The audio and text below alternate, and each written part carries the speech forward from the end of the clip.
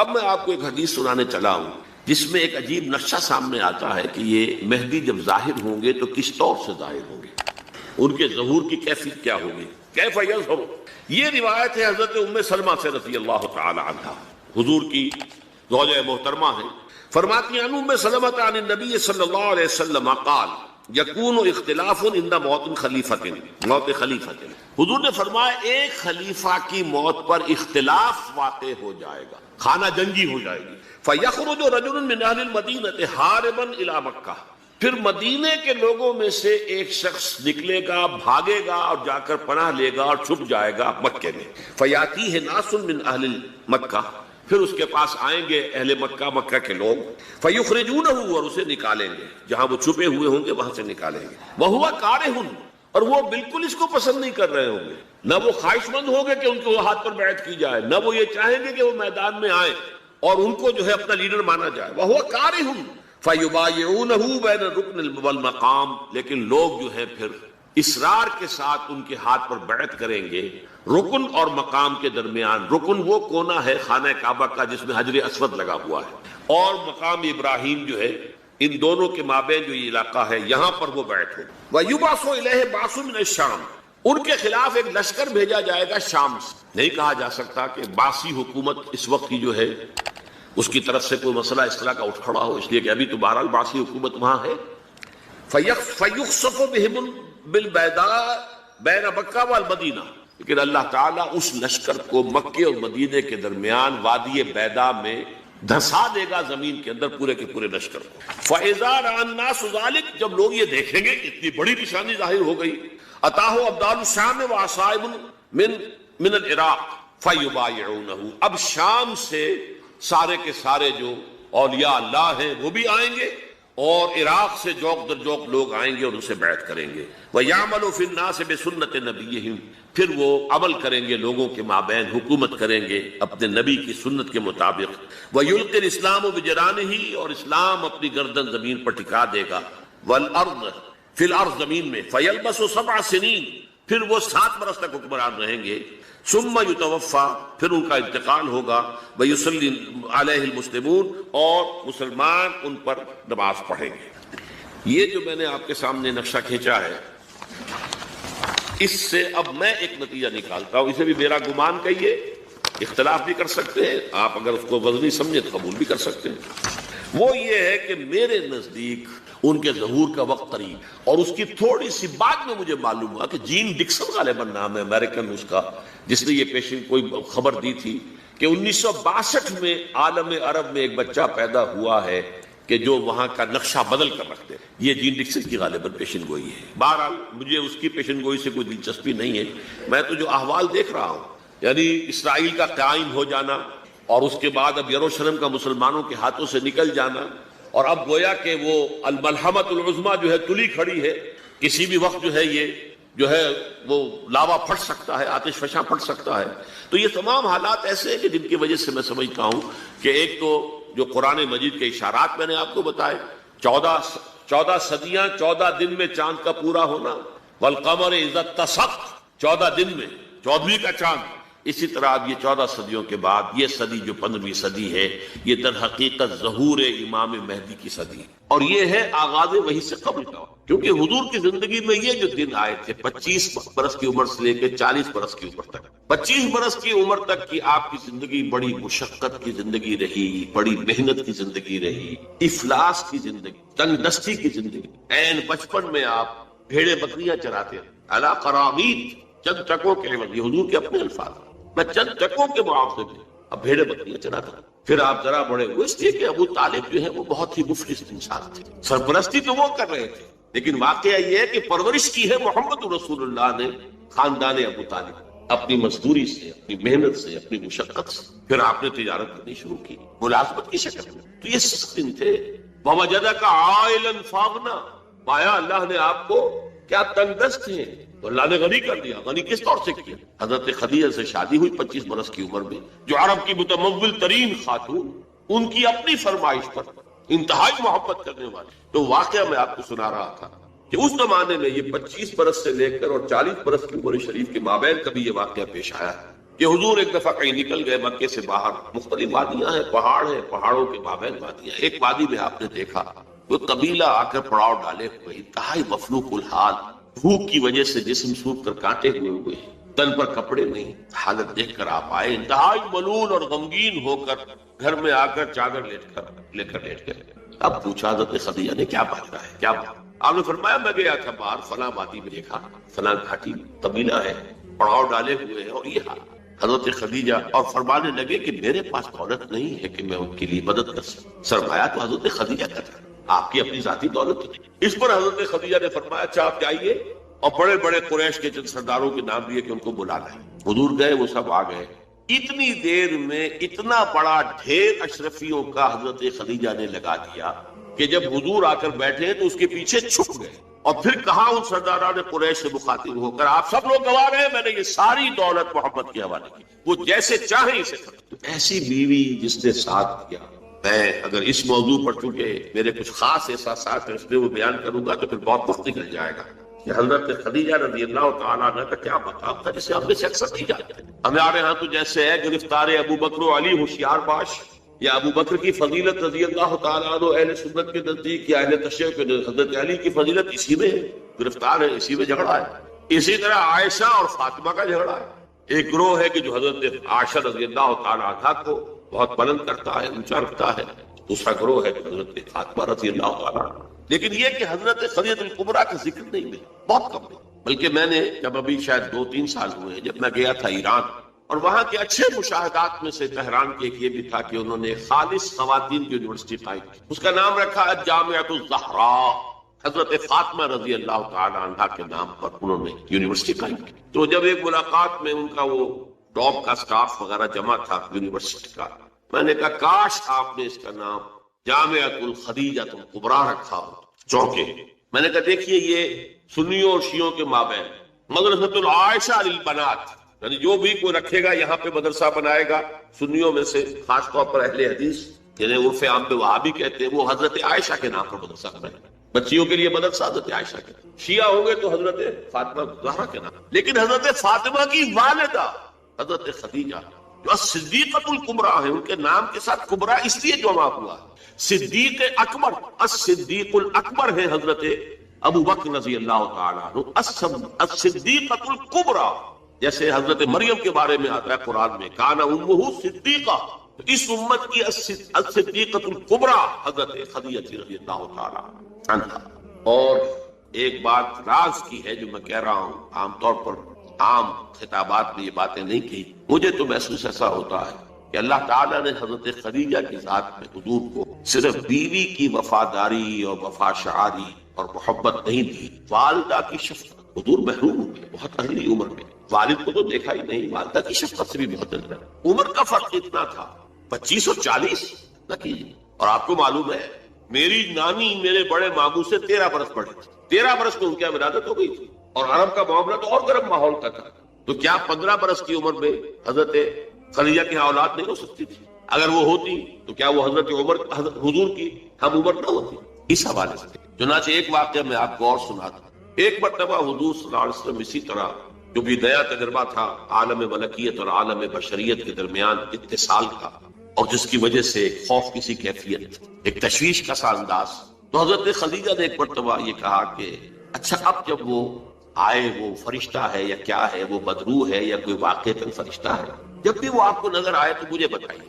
حضرت جبرائیل آئے، حضور نے فرمایا وہ آگے، اب ذرا نوٹ کیجئے، حضرت خدیجہ نے اپنے بال کھول دیے، اپنی آغوش میں حضور کو لے لیا اور پوچھا کہ کیا اب بھی نظر آ رہا ہے؟ فرمایا نہیں۔ فرمایا یقیناً یہ فرشتہ ہے، کوئی بدروح نہیں ہے، فرشتہ ہے جس نے حیا کی ہے، اگر کوئی بدروح ہوتی تو وہ غائب نہ ہوتی۔ اب آپ اندازہ کیجئے عظمت فکر، سوچ کا، آپ کے فکر کا، شعور کی بلندی کا۔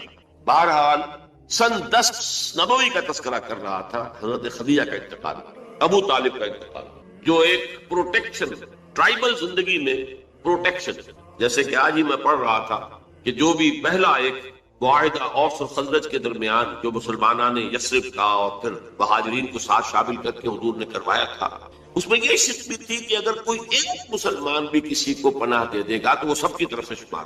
یہی معاملہ قبائل میں ہوتا تھا، قبیلے کا ایک فرد اگر کسی کو شخص کو پناہ دے دیتا ہے تو وہ پورے قبیلے کی طرف سے. اس حوالے سے خاندان بنو ہاشم کی سرداری تھی ابو طالب کے، اور وہ پروٹیکشن دے رہے تھے محمد عربی صلی اللہ علیہ وسلم. اگرچہ ایمان نہیں لایا لیکن وہ ایک طبی محبت تھی، اور اس طبی محبت کی بنیاد پر انہوں نے خاندان بنو ہاشم کا سایہ کیا ہوا تھا حضور پر صلی اللہ علیہ وسلم. اب ظاہر بات ہے کہ اگر بقیہ دوسرے قبیلے جو تھے اس کے سردار وہ اگر کوئی اقدام کرتے حضور کے خلاف تو یہ گویا کہ بنو ہاشم کے خلاف اعلان جنگ ہو جاتا اور ان فائٹنگ شروع ہو جاتا، خانہ جنگی، سول وار مکے میں شروع. یہ وجہ ہے کہ 10 برس تک اس اقدام کی جرت انہیں نہیں تھی. سفارتیں لاتے رہے، ابو طالب کے پاس سفارتیں آئیں، کبھی لالچ پیش کیا.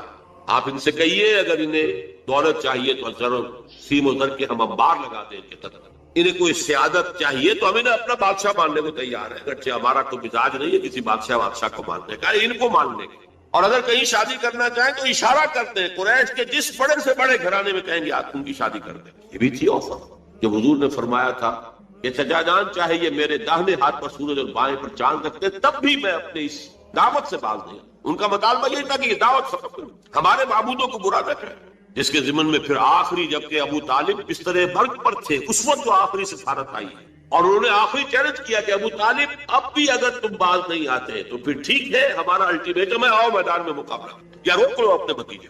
اس پر جب ابو طالب نے بلایا اور حضور سے کہا ہے کہ بھتیجے مجھ پر اتنا بوجھ نہ ڈالو جو میں برداشت نہ کر سکتا. ظاہر بات ہے اکیلا خاندان بنی ہاشم، پورے قبیلہ قریش کا مقابلہ، پھر خود جو ہے نہایت ضعیف، بوڑھے اور بستر ملک پر ہیں تقریباً. بھتیجے مجھ پر اتنا بوجھ نہ ڈالو، اسے میں برداشت نہ کر سکتا. اس پر حضور کی آنکھوں میں آنسو کہ ایک ہی مرئی سہارا دنیا میں ویزیبل اسباب عالم کے اعتبار سے ایک پروٹیکشن، ایک سہارا، ایک مدد کی شکل تھی، آج وہ بھی جا رہی ہے. سب کہا آپ نے یہ کہ چچا جان اب تو یا تو یہ بات پوری ہو کر رہے گی اور یا میں اپنے آپ کو اسی میں ہلاک کر دوں گا. میرے لیے کوئی ریٹریٹ کا کوئی امکان نہیں ہے، کوئی واپسی کا کوئی امکان نہیں ہے، پسپائی کا کوئی. بہرحال میں نے یہ سارا پس منظر بتایا ہے عام الحزن، اور یہ ابو طالب کا بھی انتقال ہو گیا، وہ پروٹیکشن ختم ہو گیا. بلکہ اب بنو ہاشم کا سردار ابو لہب ہے جو خود دشمن ہے انتہائی، یوں سمجھیے کہ زہریلا دشمن، جس نے اس وقت کہہ دیا تھا تب لکا لہذا جماعت، جس نے اپنے دونوں بیٹوں سے حضور کی دونوں صاحبزادیوں کو طلاق دلوائی. طلاق وہی مانا وہاں تو در حقیقت نسبت کا ہو جانا ہی ایک طرح کا نکاح ہوتا تھا. وہ نکاح باقاعدہ ہو جائے گا، نسبت ہو گئی، منسوخ ہو گئی، تو گویا کہ ایک رشتہ قائم ہو گیا. دونوں بیٹے تھے ابو لہب کے جن سے حضور کی 2 صاحبزادیوں کا ایک رشتہ تھا. ان دونوں نے آ کر نہایت گستاخانہ انداز میں، توہین آمیز انداز میں آ کر حضور کے سامنے کھڑے ہو کر اور کہا کہ ہم تمہاری بیٹیوں کو طلاق دیں. سارا سسپینس جیلے ہیں حضور صلی اللہ علیہ وسلم. اب وہ ہے بنو ہاشم کا سردار. کیا نکلے گا نتیجہ؟ پروٹیکشن ختم. اب تو جو بھی چاہیں گے وہ دارالندوا میں فیصلہ کریں گے. لہذا آپ گئے طائف کی طرف. یہ حضور کی مکی زندگی کا اہم ترین واقعہ ہے. حالانکہ اس سے پہلے 3 برس کا آپ کا شیب بنی ہاشم کے اندر جو گھراؤ رہا اور مقاطعہ رہا اور بائیکاٹ رہا، کھانے پینے کی چیزیں جو ہے روکی گئیں، بدترین قسم کی فاقہ جو ہے کشی کرنی پڑی پورے خاندان بنی ہاشم کو. حالانکہ وہ سب کے سب ایمان تو نہیں لائے تھے، لیکن اس جرم کی پاداش میں کہ بنو ہاشم محمد کا ساتھ نہیں چھوڑ رہے، لہذا پورے خاندان کو جو ہے اس کے ساتھ بائیکاٹ ہوگا. اور بائیکاٹ کے نتیجے میں بنو ہاشم کا پورا خاندان شیب بنی ہاشم میں، اور جس کو شیب ابی طالب بھی کہتے، 3 برس تک محسوس رہا. کوئی چیز کھانے کے لیے نہیں. کوئی اللہ کا بندہ حکیم ابن حزام جیسی شخصیت نے، بنیادی طور پر نیک شخصیت، وہ کہیں پہاڑ کی چوٹی پر چڑھ کر نیچے اتر کر، ورنہ جو وادی ہے اس کے دونوں سروں کے اوپر پہرے ہیں، کوئی جا ہی نہیں سکتا. اب پہاڑ کراس کرے اتر کے کوئی شہد دے آئے، اس لیے کہ وہ بہت قریبی عزیز سے حضرت خدیجہ کے رضی اللہ تعالیٰ عنہ، تو اپنی رشتہ داری کا بھی وہ کبھی لے آئے. ورنہ وہ وقت بھی آیا ہے کہ بنو ہاشم کے پھول جیسے بچے بلک رہے ہیں، کھانے کو کچھ نہیں ہے سوائے اس کے کہ سوکھے چمڑے ابال کر ان کا پانی ان کے حلق پر ڈب دیا جائے. لیکن اس کو بھی میں سخت ترین نہیں کہتا. حضور صلی اللہ علیہ وسلم کے لیے ذاتی طور پر جو سخت ترین مرحلہ آیا ہے وہ یوم طائف تھا، جس کی ایک گواہی حضور کے اپنے قول میں کہ حضرت عائشہ نے ایک مرتبہ پوچھا رضی اللہ تعالیٰ عنہ کہ کیا آپ پر یوم احد سے بھی زیادہ کوئی سخت دن گزرا ہے؟ ان کے ہوش میں ظاہر بات ہے یوم احد حضور مجروح ہوئے، زخمی ہوئے، دندان مبارک شہید ہوئے، خون کا فوارہ چھوٹا، آپ پر بے ہوشی طاری ہوئی، آپ کی زبان مبارک سے ایک بددعا بھی نکل گئی. کیف یہدی اللہ قوما صدموا وجہ نبیہم بالدم. اللہ اس قوم کو کیسے ہدایت دے گا جس نے اپنے نبی کے چہرے کو خون سے رنگین بنا دیا، خون سے رنگ دیا. پھر یہ کہ 70 صحابہ جو ہے شہید ہوئے، جن میں حضرت حمزہ جیسے بھی. آپ کے چچا بھی ہے، آپ کے خالہ داد بھائی بھی ہے، آپ کے دور شریک بھائی بھی ہے، ساتھ کے کھیلے ہوئے ہمجولی بھی، اسد اللہ ہے، اسد الرسول ہی بھی، اور ان کی لاش آئی ہے کہ ناک کٹی ہوئی، کان کٹے ہوئے اور پیٹ چاک کر کے کلیجہ چبایا ہوا۔ تو سخت ترین دن حضرت عائشہ کے نزدیک یوم احد تھا۔ حضور نے فرمایا نہیں، مجھ پر سخت ترین دن یوم طائف۔ آپ مکے سے مایوس ہو کر طائف گئے، اور نوٹ کیجئے یہ واحد موقع ہے جہاں نظر آتا ہے کہ حضرت ابو بکر بھی حضور کے ساتھ تھے، ورنہ سائے کی طرح ساتھ رہنے والی شخص صرف ایک ہے ساتھ، زید ابن حارثہ رضی اللہ تعالی عنہ، جو منہ بولے بیٹے بھی قرار دے دیے گئے تھے، لیکن یہ کہ تھے تو غلام، آزاد کردہ غلام، مولا تھے حضور کے، وہ ساتھ ہے صرف۔ آپ نے عام راستہ اختیار نہیں کیا جو کہ آسان راستہ ہے، سیل کا راستہ اپنی ہے۔ طائف کے دو راستے ہیں، مکے سے طائف جائے دو راستے، ایک طریق السیل کہلاتا ہے، ایک طریق الجبل کہلاتا ہے۔ پہاڑی راستہ جو ہے انتہائی دشوار گزار، انتہائی، آج بھی آپ جب جائیں وہاں پر تو معلوم ہوتا ہے کیسے ان لوگوں نے سڑک بنائی ہے، نہایت دشوار گزار، لیکن اب تو بہرحال وہ بہت عمدہ سڑک بنی ہوئی ہے۔ حضور کے زمانے میں سڑک کہاں تھی؟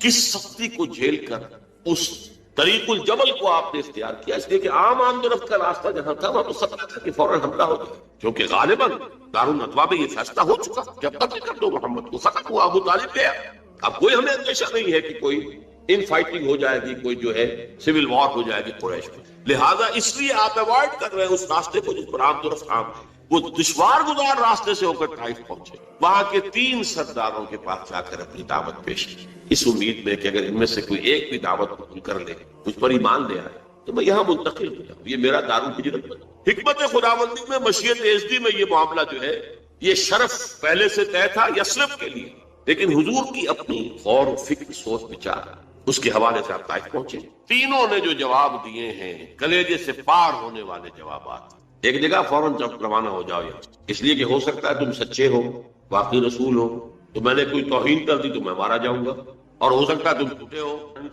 ایک جگہ تمہارے سوا کوئی نہیں ملا تھا اللہ کو رسول بنانے کے لیے، یہ جو قرآن مجید میں بھی آیت کوٹ ہوئی ہے، من قریتین عظیم، یہ جو کوئی رجل ہوتا، کوئی شخص جو ان 2 بستیوں میں بڑی عظمت والا ہوتا، دولت والا ہوتا، ولید ابن مغیرہ کی طرح اس کی جائیداد مکے میں بھی ہوتی، مدینے اور طائف میں بھی ہوتی، تو ایسا شخص نہیں ملا تھا اللہ کو کوئی نبی بنانے کے لیے۔ تم جیسا یتیم مفلوق الحال، جس کا اپنا کوئی سرمایہ تھا ہی نہیں، جس کے لیے سرمایہ بھی اگر کوئی تھا تو بیوی کا تھا، وہ اللہ نے چنا۔ بہرحال آپ ان سے مایوس ہو کر روانہ ہونے لگے تو اشارہ کر دیا، جنہیں اسٹریٹ ارچنز آپ کہتے ہیں، یہ چھوکرے گلیوں کے آوارہ، یہ ذرا ان کی خبر لو۔ انہوں نے پتھراؤ شروع۔ اب ظاہر بات ہے کہ حضرت زید ابن حارثہ اگر وہ سامنے سے آ کر حضور کو شیلڈ کرتے ہیں، وہ پیچھے سے پتھراؤ کرتے ہیں، سائڈ سے کرتے ہیں، وہ پیچھے جاتے ہیں تو سامنے سے پتھر آ رہے ہیں، تاک تاک کر ٹخنے کی نشانہ بناتا ہے، اور یہ کہ اس سے جو خون بہ رہا ہے وہ جا کر نالین کے اندر جم گیا ہے۔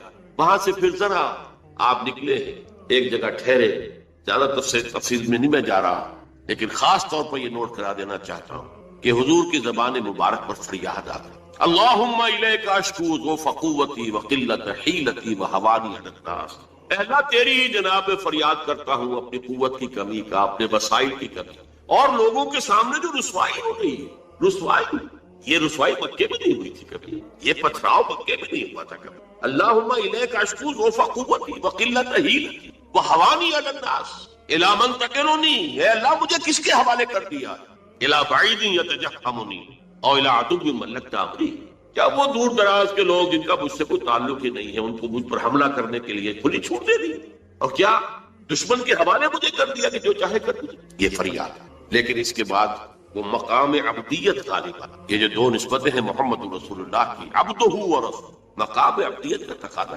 سر تسلیم خم، کوئی شکوہ شکایت زبان پر نہ آئے۔ فرماتے ہیں ان لم یکن علی غضبک فلا ابالی، اگر تو ناراض نہیں ہے پھر مجھے کوئی سر تسلیم خم ہے جو ملا جائے۔ اندیشہ تو یہ ہوا کہ کہیں تو ناراض نہ ہو گیا، جیسے ابتدا میں چند دن کے لیے وحی کی آمد کا سلسلہ رکا تھا تو اندیشہ ہو گیا تھا کہ کہیں اللہ ناراض تو نہیں ہو گیا کہ وحی کا سلسلہ بند، جس پر وہ آیات نازل ہوئی، والضحیٰ واللیل اذا سجا ما ودعک ربک وما قلی وللآخرۃ خیر لک من الاولی۔ اسی کو کہتے ہیں فارسی میں کہ عشق است و ہزار بدگمانی، جہاں عشق کا اور محبت کا معاملہ ہوتا ہے تو بڑی جلدی بدگمانی پیدا ہو جاتی ہے، کہیں کوئی ناراض تو نہیں ہو گیا کسی وجہ سے، میری کوئی بات جو ہے کھل تو نہیں گئی کسی چیز سے، کوئی ایسی تو نہیں کہ ناگواری محسوس ہوئی۔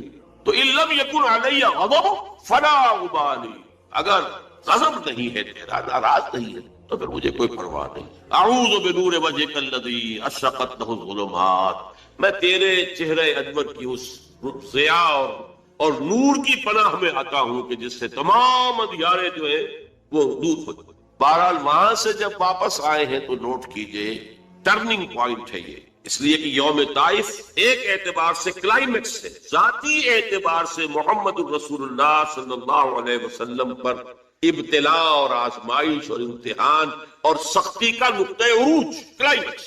اور اسے مولانا مناظر حسن گیلانی رحمۃ اللہ علیہ نے اپنی تصنیف النبی الخاتم میں ٹرننگ پوائنٹ قرار دیا۔ اس کے بعد سے اللہ تعالیٰ کی طرف سے خصوصی پروٹیکشن، اللہ تعالیٰ کی طرف سے خصوصی حفاظت جو ہے حضور صلی اللہ علیہ وسلم کو حاصل، لیکن یہ کہ فوری طور پر طائف سے واپسی کے بعد معاملہ یہ ہوا ہے۔ عالم اسباب میں حضور کا معاملہ یہ تھا کہ آپ داخل نہیں ہو سکتے مکے میں، کیا کریں؟ وہاں قتل کا فیصلہ ہو چکا، داخل ہوں گا کوئی قتل کر دے گا، اور جب دار الندوہ میں فیصلہ ہو چکا ہو تو کوئی اس کے اوپر جرم نہیں، کوئی اس کے اوپر الزام نہیں، کوئی مقدمہ نہیں بنے گا۔ طائف گیا تھا خالی ہاتھ لوٹا۔ عالم اسباب، اب نوٹ کیجیے جو نقطہ میں واضح کرنا چاہتا کہ حضور کی ساری جد و جہد عالم اسباب میں قدم بقدم زمین پر چل کر ہوئی۔ عالم اسباب کے وہ استعمال کرتے ہوئے ایک مشرک کو، کافر کو پیغام بھیجتے ہیں، اگر تم مجھے امان دے دو، اپنی امان میں لے لو تو میں مکے میں آ جاؤں۔ مجھے میں بتا چکا ہوں قبیلے کی بات یہ ہوتی ہے، ایک شخص نے امان دے دی تو سب کی طرف سے امان دے، اس نے انکار کر دیا۔ پھر زید ابن حارثہ کو دوسرے کے پاس بھیجا، اس نے بھی انکار کر دیا۔ تیسرا شخص وہ شریف النفس تھا مطعم بن عدی، اس کے پاس جب پیغام پہنچا اس نے کہا ٹھیک ہے آپ میری امان میں آ جائیں۔ آپ نے فرمایا یوں نہیں، آپ اور لے کر جاؤ۔ اس کی وجہ کیا ہے کہ میں اگر ایسے ہی مکے میں داخل ہو جاؤں فوراً مجھ پر حملہ کر کے ختم کر دیں تو لوگ تو کہیں گے ہمیں کیا پتا تھا کہ مطعم بن عدی نے امان دی ہے، لہذا آؤ اور لے کر جاؤ۔ اس درج اسباب جو ہے دنیاوی، یہ عالم اسباب ہے، اور یہاں جو جد و جہد کرنی ہے اس عالم اسباب کے اندر رہتے ہوئے کرنی ہے، ان اسباب کو بروئے کار لا کر کرنی ہے، انہیں استعمال کر کے کرنی ہے۔ لہذا آپ نے ایک مشرک کافر کی امان لینی قبول، اور پھر وہ مطعم بن عدی آیا ہے ہتھیار سجا کر، 6 بیٹے ساتھ لے کر، 6 بیٹے ہتھیاروں سمیت، اور کہتا ہوا میں نے محمد کو امان دی ہے، آج سے محمد میری امان میں، تب مکے میں داخل۔ یہی وجہ ہے کہ حضور کو اتنا پاس تھا اس کے اس احسان کا۔ غزوہ بدر میں جب 70 قیدی قریش کے حضور کے ہاتھ میں، اسیران بدر، حضور نے فرمایا تھا کہ اگر آج مطعم بن عدی زندہ ہوتا اور وہ سفارش کرتا تو میں ان 70 کے 70 کو چھوڑ دیتا بغیر کسی فکر، لیکن یہ کہ مطعم بن عدی کا اس دوران انتقال ہو چکا تھا، وہ اسی حالت کفر و شرک کے تھے۔ میں نے کچھ جھلکیاں آپ کو دکھائی ہیں، یہ 10 برس ہیں۔ حضور کا جو انقلابی جد و جہد کا عرصہ ہے وہ 20 برس کا ہے۔ عرب میں انقلاب کی تکمیل جو ہے سن 8 ہجری میں ہو گئی، مکہ فتح ہو گیا، طائف فتح، حنین میں فتح حاصل ہو چکی، عرب میں انقلاب ہو گیا۔ لہذا 12 برس مکے کے اور 8 برس مدینے کے شامل کر لیجئے، 20 برس۔ ان 20 کو 2 حصوں میں تقسیم کیجئے، 10 سال ادھر 10 سال ادھر۔ پہلے 10 سال کا حاصل یہ ہے جو میں نے آپ کے سامنے رکھ دیا کہ کل 125 یا 150 افراد ایمان لائے۔ آپ کی یہ حیثیت نہیں تھی کہ آپ مکے میں اپنے بل پر ان his own right آپ قیام کر سکتے، لہذا آپ نے ایک کافر اور مشرک کی امان کی۔ یہ ہے 10 برس کی محنت شاقہ کا۔ اگلے 10 برس میں وہ انقلاب جس تیزی کے ساتھ مکمل، اسی سال جب کہ طائف سے واپس آئے، حج کے ایام میں آپ پھر رہے ہیں مختلف وادیوں میں جہاں حاجی ٹھہرے ہوئے ہیں۔ یثرب کے 6 حاجی آپ کو ملے، ان کے سامنے آپ نے اپنی دعوت رکھی، وہ خزرج کے قبیلے سے تھے۔ مدینے میں یہودی چونکہ یہ کہا کرتے تھے کہ نبی آخری زمان کا ظہور ہونے والا ہے، ان قریب جو ہے آخری نبی کا ظہور ہو، اور جب ان کے جھگڑے ہوتے تھے اوس اور خزرج سے، یہودیوں کے، اور مار کھاتے تھے ان سے، جیسے بنیے اگر ان کا کوئی جھگڑا ہو جاتا تھا گاؤں میں تو ظاہر بات ہے مار تو ان کا مقدر تھی، ایسے ہی وہ مار کھاتے تھے، لیکن کہتے تھے کہ ابھی تو تم ہمیں دبا لیتے ہو، لیکن دیکھو نبی آخر الزمان کے ظہور کا وقت قریب ہے، جب ہم ان کے ساتھ ہو کر تم سے لڑیں گے تو تم ہمیں شکست دے دے۔ یہ کانوں میں ان کے باتیں پڑی ہوئی، لہذا جب حضور نے اپنی دعوت پیش کی، انہوں نے کنکھیوں سے ایک دوسرے کو دیکھا، معلوم ہوتا ہے یہ وہی نبی ہیں جن کا ذکر یہود کا۔ تو اس سے پہلے کہ یہودی ان پر ایمان لے آئے تو کوئی ایمان لے آئے، وہ 6 آدمی ایمان لے۔ اگلے سال انہوں نے چھوٹی بہت جو بھی دعوت دی ہوگی اس کے نتیجے میں 12 آ گئے۔ اب انہوں نے کہا کہ ہمیں کوئی مبلغ دیجئے، کوئی معلم دیجئے، مقری دیجئے جو قرآن ہمیں پڑھائے۔ آپ سے تو ہماری ملاقات اب 1 سال بعد ہوگی، یہ کہ عرب میں سفر کرنا کوئی آسان کام تھا، ہر وقت خطرہ قتل و غارت کا، قافلے لٹ رہے پٹ رہے، تو وہ تو جو اشہر حرم ہوتے تھے، حج کے مہینے، ان میں امن و امان ہوتا تھا، کوئی کسی کو تنگ نہیں کرتا تھا، کوئی قتل و غارت کری نہیں، تو اگلے سال ملاقات ہوگی۔ تو آپ ہمیں دیجئے کوئی مقری پڑھانے والا، قرآن نام قرآن فال بنا میں من دیوانہ زدن، حضرت مصعب بن عمیر نے معین کیا، وہ سب جاؤ۔ وہ چلے گئے، کچھ عرصے کے بعد ایک اور کو گئی تھی، حضرت عبداللہ ابن ام مکتوم نابینا صاحب۔ ان دو نے وہاں جا کر ایک سال میں جو دعوت اور تبلیغ کا کام کیا، قرآن پڑھایا لوگوں۔ حضرت مصعب کا نام ہی پڑ گیا المقری، جا المقری، وہ آیا استاذ پڑھانے والا۔ اس کے نتیجے میں اگلے سال 75 افراد آ گئے اور بیعت عقبہ ثانیہ ہو گئی، جس کے نتیجے میں ہجرت کا راستہ کھل گیا یثرب کی طرف۔ اوس اور خزرج کے بڑے بڑے لوگ موجود تھے ان دونوں اس 75 افراد کے اندر۔ تو معلوم ہوا کہ دونوں قبائل نے گویا کہ بحثیت مجموعی اسلام کی طرف پیش قدمی کر لی، لہذا اللہ تعالیٰ کی وہ مشیت اس طور سے پوری ہوئی کہ پھر ہجرت ہوئی مدینے کی، اور یہ کہ پہلے حضور نے بقیہ صحابہ کو اجازت دے دی، خود منتظر رہے جب تک کہ ایکسپریس پرمیشن نہ آ جائے اللہ کی طرف سے۔ اس کے ضمن میں بھی ایک واقعہ ضرور سنا دینا چاہتا ہوں۔ حضرت ابوبکر حضور کے ساتھ سفر کے لیے بالکل تیار، پوچھ رہے ہیں حضور اجازت آ گئی؟ نہیں، ابھی نہیں آئی۔ اگلے روز پھر آئی اجازت؟ نہیں۔ حضرت عائشہ فرماتی ہیں ایک دن عجیب ہم نے دیکھا، دوپہر کے وقت اپنے چہرے اور سر کے اوپر کپڑا آپ نے اوڑھا ہوا ہے پوری طریقے سے، بہت غیر معمولی بات۔ دوپہر میں عرب میں کسی کے ہاں جانا اور وزٹ کرنا جو ہے یہ نہ آج جو ہے کوئی پسندیدہ بات ہے، نہ پہلے کبھی، یہ قیلولے کا وقت ہے۔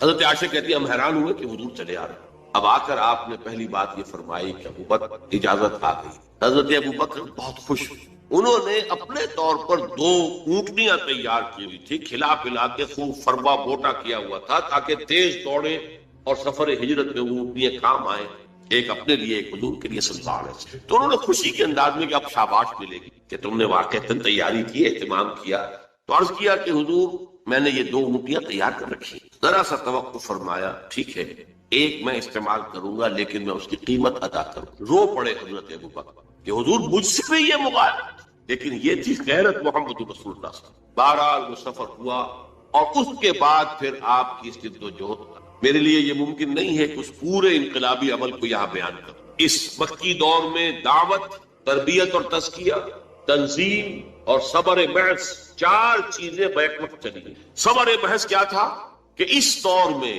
یہ تیاری کا دور ہے، جب تک کہ ہمارے پاس اتنی طاقت نہیں ہے کہ کفر کے سامنے آمنے سامنے کھڑے ہو کر مقابلہ کریں، اس وقت تک اگر تم پر کوئی زیادتی کی جائے تو جھیلو اور برداشت کرو اور صبر کرو، کوئی جوابی کارروائی۔ یہ انتہائی سمجھیے کہ کروشل تھا معاملہ حضور کی کامیابی کا اور حضور کی دور اندیشی کا، معاملہ فہمی کا۔ قرآن مجید میں وحی جلی میں کوئی ایسا حکم نہیں آیا تھا، وہ تو حکم جو اس کا تذکرہ آتا ہے سورہ نساء کے اندر کہ ایک وقت تھا جبکہ تم سے کہا گیا تھا کہ کفو ایدیکم، اپنے ہاتھ بندھے رکھنا۔ اس وقت تو کچھ لوگ کہتے تھے کہ ہمیں جنگ کی اجازت ملنی چاہیے، اب جب کہ جنگ فرض کر دی گئی ہے کچھ لوگ ہیں کہ جو اس سے نہیں کترا رہے ہیں۔ وہاں یہ ذکر سورہ نساء میں، مکی صورتوں میں کہیں اس کا ذکر۔ اب یہ بھی ممکن ہے کہ وحی خفی کے ذریعے سے ادا نہیں ہو، حضور پر صرف وحی جلی نہیں آتی تھی، وحی خفی بھی، لیکن اس سے زیادہ قرین قیاس ہے کہ حضور کا اپنا تدبر، حضور کی اپنی تدبیر تھی، حضور کی اپنی سوچی سمجھی رائے تھی کہ کوئی انقلابی جماعت جبکہ ابھی وہ تھوڑی ہے، تعداد میں کم ہے، قوت میں کمی ہے، اگر وہ وائلنٹ ہو جائے تو کچل دی جائے گی۔ وہ وائلنٹ نہیں ہے تب بھی ستائے جا رہے ہیں، مارے جا رہے ہیں، انہیں گھروں میں بند کیا جا رہا ہے، ان کو بھوکا رکھا جا رہا ہے، غلاموں کے اوپر تشدد کیا جا رہا ہے۔ 2 حضرات کو تو شہید بھی کر دیا گیا، حضرت سمیہ اور حضرت یاسر رضی اللہ تعالیٰ عنہما، میاں بیوی۔ لیکن یہ کہ جب اس حالت میں یہ کر رہے ہیں جبکہ ہماری طرف سے کوئی جوابی کارروائی نہیں، کوئی ریٹیلیشن نہیں، اگر کہیں کوئی جوابی کارروائی ہو جائے تو پورا جواب مل جائے گا انہیں کہ وہ ہمیں کلش کر کے رکھیں۔ یہ انتہائی حکیمانہ ہے، انتہائی مدبرانہ انداز۔ We have to buy time کہ اپنی دعوت و تربیت کے ذریعے سے اپنے بیس کو، اپنی طاقت کو وسیع کریں، مضبوط کریں، مستحکم کریں۔ جس کو علامہ اقبال نے کہا ہے با نشہ درویشی در ساز و نمادم زن، درویشی کا انداز اختیار کرو، اس سے موافقت اختیار کر دو اور پھر اس پر لگے رہو، کوشش کرتے رہو۔ آخر دعوت و تبلیغ بھی تو درویشی ہوتی ہے۔ پھر یہ کہ درویش کو اگر آپ نے تھپڑ مار دیا تو وہ جواب میں آپ کو تھپڑ نہیں مارے، یہی درویشی ہے۔ بدھ مت کے بھکشو ہیں، ظاہر بات ہے کہ ان کے آپ کو خلاف اقدام بھی کریں گے، وہ جوابی کارروائی نہیں کریں گے۔ تو دعوت و تبلیغ، تربیت و تزکیہ، تنظیم اور صبر محض، نو retaliation, No raising of hands even in self defense. چاہے تمہارے ٹکڑے اڑا دیں. حضرت خباب بن الارض سے کہا گیا اتارو کرتا، اتار دیا. دیکھتے ہوئے گانے زمین میں بچھا رکھے، پہلے ان کی نگاہوں کے سامنے لیٹ جا، لیٹ گئے. حکم ہے محمد عربی کا سرکار. ورنہ ایک آدمی ڈیسپریٹ ہو جائے کہ یہ تو مجھے زندہ کے کباب بنانے چلے اور وہ کوئی اقدام کرے تو دو چار کو مار کر تو مرے گا نا. ڈیسپریٹ آدمی. بلی کو بھی اگر آپ کارنر کر لیں اور اسے محسوس ہو کہ اب اس نے میرے لیے کوئی راستہ نہیں چھوڑا ہے بھاگنے کا، وہ آپ پر حملہ آور ہو جائے. بلی تو ایک انسان اسے یہ معلوم ہو جائے کہ یہ تو مجھے بھوننے لگے زندہ کو، تو وہ اگر کوئی کارروائی کرے گا تو ایک دو کو تو مار کر مرے گا، لیکن نہیں، اجازت نہیں. تو یہ جو 12 برس ہیں مکے کے، یہ دعوت و تبلیغ، تربیت و تزکیہ، تنظیم، جس کا کلائمیکس ہے بیعت عقبہ ثانیہ، جس میں کہ حضور نے عہد لیا، بایعنا رسول اللہ صلی اللہ علیہ وسلم علی السمع والطاعۃ فی العسر والیسر والمنشط والمکرہ وعلی عثرۃ علینا وعلی لا ننازع امر اہلہ وعلی ان نقول بالحق اینما کنا لا نخاف فی اللہ لومۃ لائم. ہم نے بیعت کی تھی اللہ کے رسول سے کہ آپ کا ہر حکم سنیں گے اور مانیں گے، اطاعت کریں گے، خواہ مشکل ہو خواہ آسان ہو، خواہ طبیعتیں آمادہ ہو خواہ ہمیں اپنی طبیعتوں پر جبر کرنا پڑے، خواہ آپ دوسروں کو ہم پر ترجیح دے دیں، اور جنہیں بھی آپ امیر بنائیں گے، ذمہ دار بنائیں گے، ان سے بھی جھگڑیں گے نہیں، ان سے تعاون کریں گے، اور جہاں بھی کہیں ہوں گے حق بات اور صحیح مشورہ ضرور پیش کریں. یہ بیعت تھی، اس کی بنیاد پر ایک عظیم تنظیم وجود میں، اور یہ ثمر محض. یہ 4 مراحل تھے اس عمر کے، اس انقلابی جد و جہد کے جو مکے میں پورے ہوئے. مدینے میں آ کر 6 مہینے آپ نے لیے 3 کاموں کے لیے، جس کو کہیں گے ہم انٹرنل کنسولیڈیشن. مسجد نبوی کی تعمیر جو ایک مرکز بنا، اب یہ دارالندوہ بھی ہے، دارالمشاورہ بھی ہے، یہ دارالعبادہ بھی ہے، دارالصلاۃ بھی ہے، یہی دارالتعلیم بھی ہے، یہی دارالتزکیہ بھی ہے، دارالاحسان بھی. خانقاہ کہہ لیں، درسگاہ کہہ لیں، تربیت گاہ کہہ لیں، عبادت گاہ کہہ لیں، حکومت کا مقام کہہ لیں، مشورے کی جگہ کہہ لیں، پارلیمنٹ ہاؤس کہہ لیں، یہ سب مسجد نبوی ایک مرکز وجود میں. نمبر 2، انصار اور مہاجرین کو بھائی بھائی بنا، تاکہ یہ 2 حصے، جماعت، اسلامی جماعت کے 2 حصے مربوط ہو. نمبر 3، یہودیوں کے ساتھ بھی ایک معاہدہ کر کے انہیں جکڑ لینا، جوائنٹ ڈیفنس آف مدینہ، کہ اگر مدینے پر باہر سے حملہ ہوا تو سب مل کر دفاع کریں. یہ تھی آپ کی. اور یہاں میں آپ کو بتا دوں، ٹوائنبی نے ایک بڑا زہر بھرا جملہ کہا تھا حضور کے بارے میں. محمد failed as a prophet but succeeded as a statesman. محمد نبی کی حیثیت سے تو ناکام ہو گئے، مکے میں جو نقشہ تھا، دعوت ہے، تبلیغ ہے، تربیت ہے، تزکیہ ہے، صبر ہے، یہ تو تھا وہ واقعی جو نبی کام کیا کرتے تھے. کوئی جو حضرت عیسیٰ نے 3 سال کیا وہی کام تھا نا یہ. بٹ دیر ہی فیل، ناکام ہو گئے، بھاگے وہاں سے. ان کا کہنا یہ فلائٹ ٹو مدینہ کہتے ہیں، فرار، مدینے کی طرف فرار. یہ فرار نہیں تھا، یہ جیسے آلٹرنیٹ بیس کی تلاش میں آپ گئے تھے طائف، مشیت اس کی کچھ اور تھی، کہ آلٹرنیٹ بیس تھا جو مدینے کی شکل میں آتا تھا اپنی جد و جہد کو لانچ کرنے کے لیے، اپنے آفینسو کے لیے بیس وہ مدینہ آتا تھا. تو جو پروفیسر منٹگمری واٹ ہے، جس کو کہ ایک مرتبہ ضیاء الحق صاحب نے یہاں پہ خاص طور پر بلایا تھا، برطانوی پروفیسر ہے، اس نے سیرت النبی پر 2 کتابیں لکھی ہیں، محمد at Mecca, Muhammad at Medina. اور ان دونوں کتابوں کے اندر حضور کی شخصیت کے متضاد پہلوؤں کو نمایاں کیا. مکے والا محمد کچھ اور ہے، مدینے والا اور ہے. مکے والا محمد تو واقعی داعی ہے، مبلغ ہے، مربی ہے، مزکی ہے، درویش ہے، وہ تو واقعی نبیوں والا نقشہ ہے جیسے نبی ہوتے تھے. مدینے والا محمد تو سٹیٹس مین ہے، سیاستدان ہے، سپہ سالار ہے، یہ تو ہے ہی دوسری شخصیت ہوتی.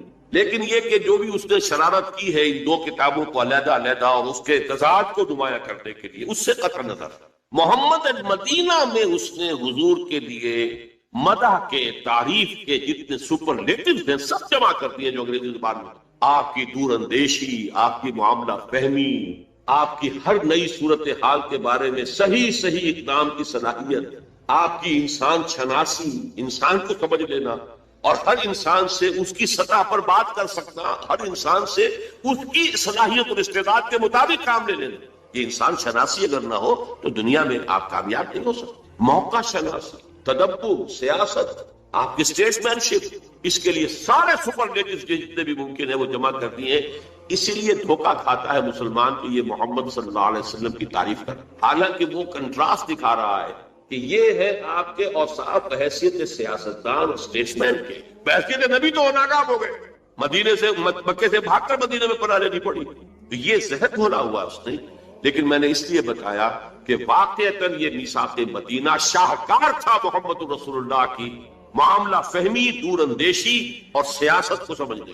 ان تینوں قبیلوں کو جکڑ لیا ہے میثاق مدینہ میں، جوائنٹ ڈیفنس آف مدینہ۔ یہ دوسری بات ہے، بعد میں وہ ایک ایک کر کے اس سے غداری کے مرتکب ہوتے رہے، لیکن ظاہر بات ہے جب غداری بھی کرتے تھے تو رک رک کر چھپ چھپ کھلے عام ان کو یہ ہے، ظاہر بات ہے معاہدہ کیا ہوا ہے، جکڑے ہوئے اس میں کھلے عام جو ہے اپنی ان سرگرمیوں کی انہیں ضرورت نہیں، در پردہ سازشیں کرتے رہے، مکے والوں کو ابھارا، کسی اور کے لیے کیا، اپنی امداد کا وعدہ کیا، پھر جو بھی خلاف ورزیاں ہوئی تو ایک ایک کر کے مدینے سے نکالے بھی گئے، بنو قینقاع، پھر بنو نذیر اور پھر بنو قریظہ، تینوں کے تینوں۔ بہرحال 6 مہینے حضور نے لیے ان 3 کاموں، 7ویں مہینے سے آپ نے چھوٹے چھوٹے دستے اب بھیجنے شروع کر دیے مکے کی طرف، چیلنجنگ، اب یہ انداز ہے چیلنج کا، اب یہ ایکٹیو ریزسٹنس، باطل کو چیلنج دینے کا انداز۔ یہ 8 مہمیں ہیں بدر سے پہلے پہلے۔ بدقسمتی سے سیرت کی کچھ وہ کتابیں جو انگریزی دور میں لکھی گئیں ان میں ان کو پلے ڈاؤن کیا گیا ہے، چھپایا گیا ہے، یہاں تک کہ علامہ شبلی نے بھی ان کو چھپایا ہے۔ اس کی وجہ کیا ہے کہ اس سے ثابت ہوتا ہے کہ ہجرت کے بعد جنگ کا آغاز محمد کی طرف سے ہوا صلی اللہ علیہ وسلم، قریش مکہ کی طرف سے نہیں۔ اور یہ وہ بات تھی کہ جو اس دور میں جب کہ ہمارے اوپر یہ تنقید ہوتی تھی کہ اسلام تو تلوار سے پھیلا ہے اور یہ تو بوئے خون آتی ہے اس قوم کے افسانوں سے، یہ تو خونی لوگ ہیں، جنونی لوگ ہیں، یہ تو آپ دلیل سے بات نہیں کرتے، طاقت سے بات کرتے، یہ چونکہ مسلسل پروپیگنڈا ویسٹ کی طرف سے ہو رہا تھا تو ہمارا انداز ہو گیا تھا اپولوجیٹک، نہیں جناب، حضور نے تو جنگ جو کی دفاعی کی ہے، صرف وہ تو انہوں نے آغاز کر دیا تھا تو آپ نے دفاع کیا، یہ حالانکہ 100% غلط۔ اس کی وجہ کیا ہے؟ حضور کو اللہ نے بھیجا تھا دین کو غالب کرنے کے لیے، آپ مکے سے مدینے آ کر وہاں کی جو نخلستانوں کی ٹھنڈی چھاؤں میں آرام کرنے تو نہیں آئے تھے صلی اللہ علیہ وسلم، وہ تو تھا اپنی اس جد و جہد کے اگلے مرحلے کو، اس کے آفینسو کو لانچ کرنے کے لیے ایک بیس ہے جو اللہ نے عطا کیا۔ آپ تو زیادہ سے زیادہ وہ 6 مہینے ویٹ کر سکتے تھے تاکہ وہاں اپنی پوزیشن کو مستحکم کریں، اس سے زیادہ جو ہے آپ کے لیے ممکن ہی نہیں تھا، لہذا آپ نے آغاز کیا، سلسلہ آپ کی جانب سے شروع۔ 8 مہمیں بدر سے پہلے ہیں جن میں 4 میں حضور خود بھی شریک ہوئے، لہذا وہ غزوات کہلائیں گے، اور 4 وہ تھے جن میں حضور نہیں گئے تو وہ سرایا کہلائے۔ اب اس کی تفصیل میں نہیں جا سکتا اس وقت، لیکن ان مہموں کا مقصد کیا تھا ایک لفظ پہلے استعمال کر چکا ہوں، قریش کو چیلنج کرنا۔ اب 2 لفظ اور سمجھ لیجئے، اکنامک بلاکیڈ آف مکہ، کیونکہ ان کا سارا جو معاملہ تھا معاش کا، وہ تجارتی قافلے جاتے تھے، شمال کی طرف قافلہ جاتا تھا، شام کی طرف وہ بدر سے ہو کر گزرتا تھا۔ بدر ظاہر بات ہے مکے سے 80 میل کے فاصلے پر ہے اور مدینے سے اور مکے سے 200 میل کے فاصلے پر، لہذا یہ زد میں تھا مسلمانوں کی۔ ادھر جو قافلہ جاتا تھا یمن کی طرف وہ نخلا سے ہو کر گزرتا تھا، حالانکہ وہ تو مدینے سے اور بھی زیادہ دور ہے، مکے سے بھی زیادہ دور، مکے سے جنوب مشرق کی طرف جا رہے ہیں، وہاں بھی آپ نے ایک مہم بھیج دی، نخلا کے اندر بھی مہم بھیج دی۔ مقصد کیا تھا کہ قریش کو یہ بتا دینا کہ اب تمہاری لائف لائن ہمارے ہاتھ میں، اس کو کہتے ہیں جدید اصطلاح میں economic blockade of Mecca. Number 2 دوسری اصطلاح پولیٹیکل آئسولیشن آف قریش۔ حضور خود جہاں بھی گئے ان 4 مہموں کے دوران تو وہاں کے جو علاقائی قبائل تھے ان سے آپ نے معاہدے کر لیے، یا تو وہ پہلے الائی تھے قریش کے اب ہو گئے، یا کہ انہوں نے نیوٹرلٹی کا معاملہ کیا کہ ہم نہ آپ کا ساتھ دیں گے قریش کے خلاف نہ قریش کی مدد کریں گے آپ کے خلاف۔ لیکن دونوں کا نتیجہ کیا نکلا؟ zone of political influence of Quraysh was diminishing and zone of political influence of Muhammad صلی اللہ علیہ وسلم۔ قرآن مجید میں مکی صورتیں جو درمیانی دور کی ہیں ان میں یہ آیت آپ کو ملتی ہے، نَأْتِي الْأَرْضَ نَنْقُصُهَا مِنْ أَطْرَافِهَا، ہم زمین کو چاروں طرف سے گھیرتے ہوئے لا رہے ہیں مکے کی طرف۔ مکی دور میں وہ کیا تھا کہ ان قبائل میں بھی اسلام پھیلنا شروع